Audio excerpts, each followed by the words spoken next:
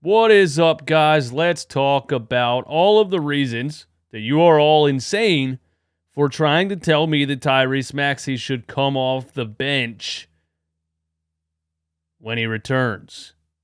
Run it back, Philly. No frauds, no fanboys, no intros. Run it back, nation. What is good? It is your boy DJ Sweat. Run it back, Philly. No frauds, no fanboys, no intros. Algo Gang. I need you to come back, Algo Gang. I need you to hit the like button on this video. Give me 500 likes on this video. 500. All right? And put something in the comments. If you don't have anything to say, just put your favorite emoji. It doesn't matter. It's all for the Algo! And listen, do you want to watch Sixers games with me? Well, now you can by going to playback.tv/runitbackphilly, creating an account, and entering your TV provider. You can watch Sixers games with me live, in sync, interactive chat. I can bring people on stage, the whole nine. Playback.tv/runitbackphilly. Join up. We're at 50 people. We got to get to 100 before tomorrow night's game against the Pelicans. That's the first stream. All right, so be there, man. Let's get into this. Listen, there's been a lot of chatter. All right, my guy Tyrese Maxey is now listed as probable for tomorrow night's game against the New Orleans Pelicans. All right, probable, which means he could play. Missed more than a month with the hairline fracture in the foot. And with all of the success that the Sixers have been having without Tyrese Maxey, because they still have James Harden and Joel Embiid and Tobias Harris and some pretty good players, a lot of people have been looking at the De'Anthony Melton in the starting lineup experiment and saying Tyrese Maxey should come off the bench because De'Anthony Melton is so much better in the starting lineup, and I love De'Anthony Melton. Now look, should Tyrese Maxey come off the bench? Yes. At first, on a minutes restriction. That's understood. Glenn Rivers already said that's probably what they're going to do, and that's fine. But you guys are saying that Tyrese Maxey should come off the bench permanently and be a sixth man of the year type of player, a Tyler Hero type of player, on and on and on. You're incorrect about that.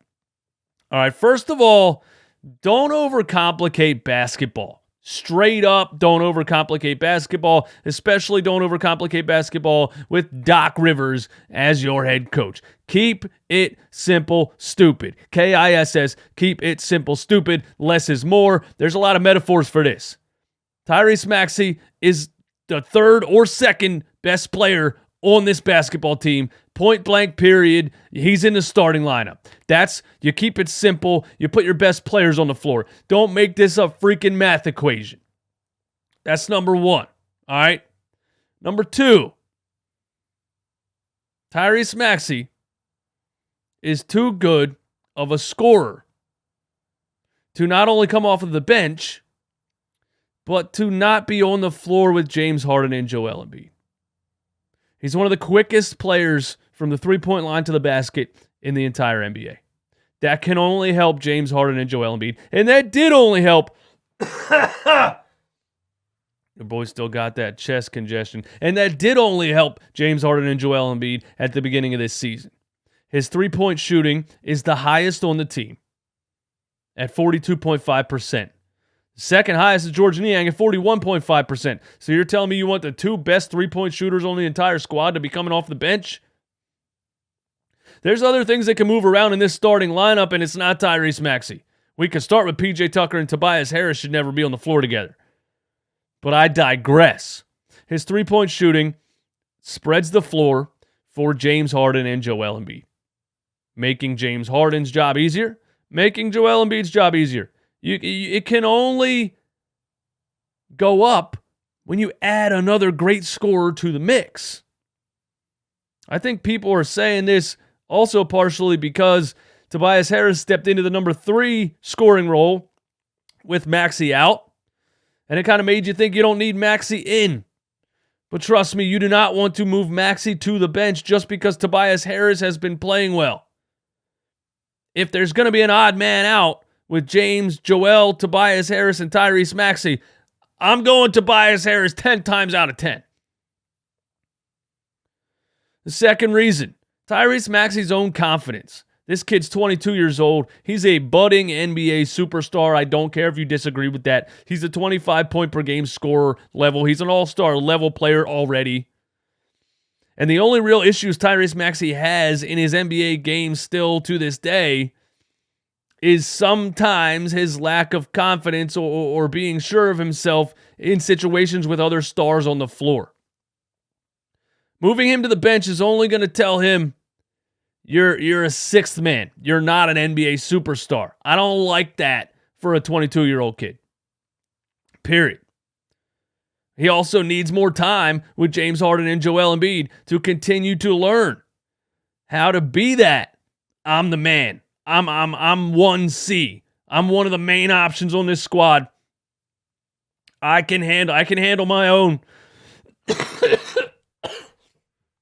when my team needs it.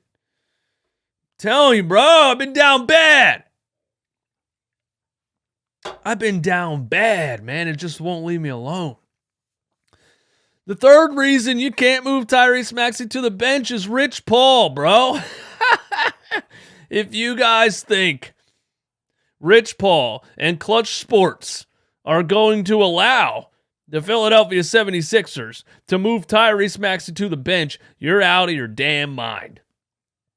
Because if you put any pressure on Tyrese Maxey and a max rookie extension and moving him to the bench, and then it creates the conversation, is he a max player, and on and on and on, that's questioning and hanging up Rich Paul's money. And Rich Paul does not hang up money.